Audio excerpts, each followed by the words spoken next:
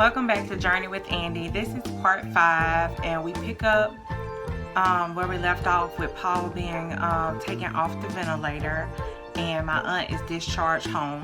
So days have passed, and my aunt has been discharged home, and I move in with her for a couple weeks to help take care of her. My cousin and his wife moved back in for a little bit as well, and so we're just all there. So that first night was rough. We didn't know if she would be able to get in and out of her bed because her bed is so high, so she slept in my cousin, her daughter's bed. So my cousin, she was tossing and turning because mama's home. She's worried about her. My aunt couldn't really get comfortable, so I was back and forth from, the front, because I was up front on the sofa so I could hear, to the back to where they were. And then when I would get up, that would wake up my uncle and he would hear us, and so all of us would just be up. So we kind of really didn't get much sleep that first night, but then we kind of, over the next few days, we got into a routine. We figured out that my aunt could get in her bed. It just took a little extra effort, and so we kind of settled into a routine. I would stay with her during the day, do my classwork online, my schoolwork online. My cousins would go to work. My uncle would kind of be like in and out the house, around the house, and then back and forth to the church.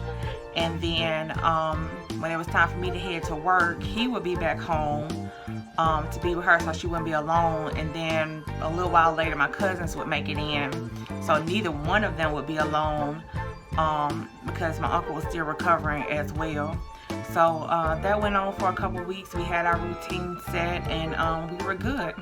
So my aunt had home health coming in for her physical therapy, and Paul was still on the ventilator at the time. So that went on for a couple weeks, and I would go by and visit with him as much as I could between being with my aunt, doing my schoolwork, and work. I would get by and visit him as much as possible.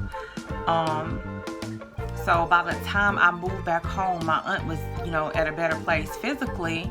Of course, she was still recovering, but she was able to kind of transfer in and out of cars a lot better on her own.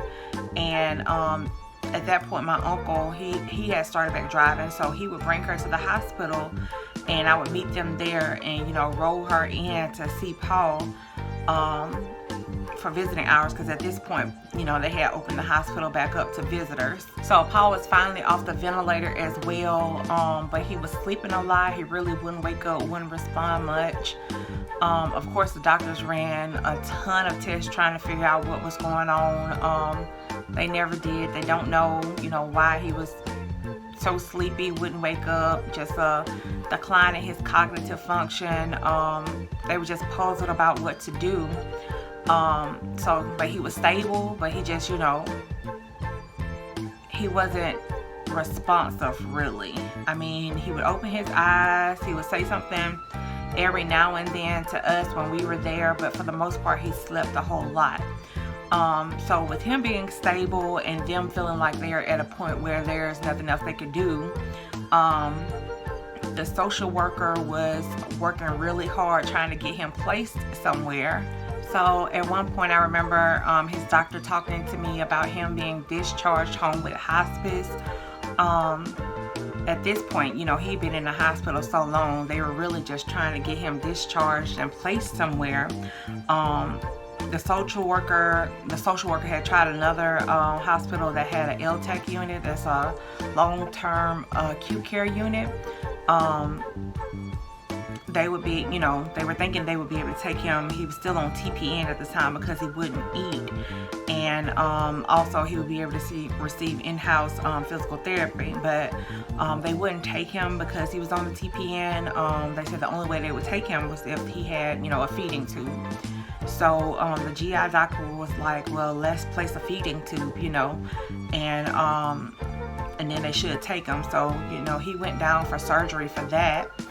And after the surgery, he came back, and the doctor said he couldn't place it because of the location of his cancer and his abdominal wound. He wasn't able to get it in the right spot.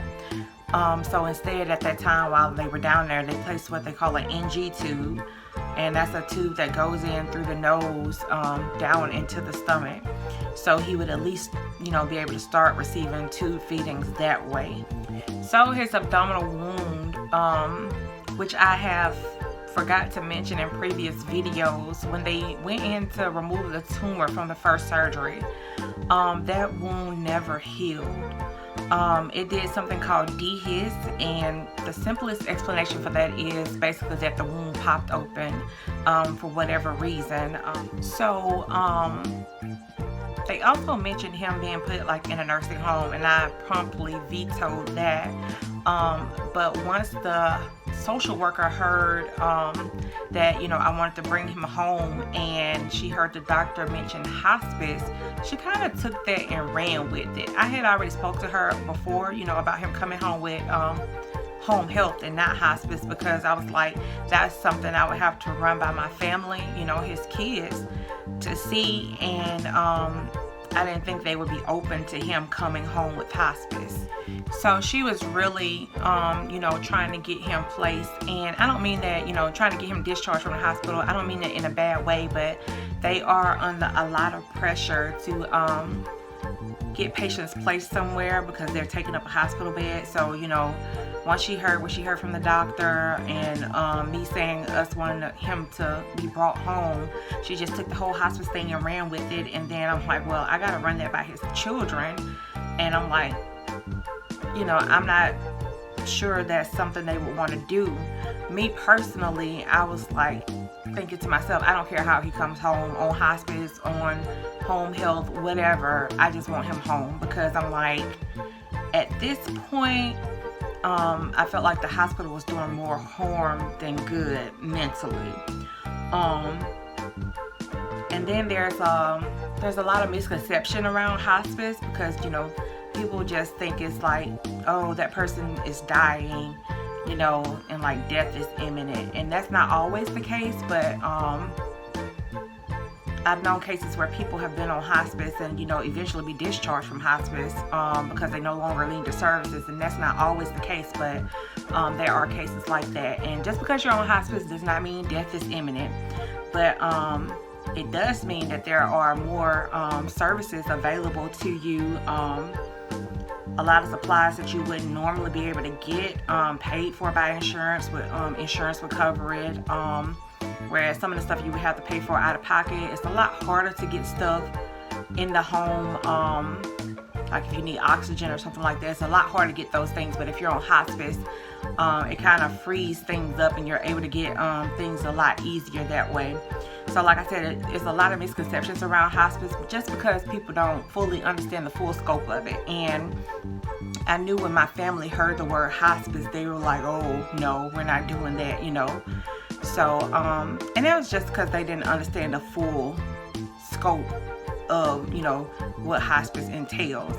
But I'm his granddaughter, and I was just standing in the place for them, because they couldn't physically be there. So any decisions that had to be made, of course I ran them by them first, because they're the decision makers, they're his children, and whatever they decide is what I respect. That's their dad. So, and I was just there really to support them because they weren't able to be there. So whatever the decision they made, I respected that, and it was fine with me.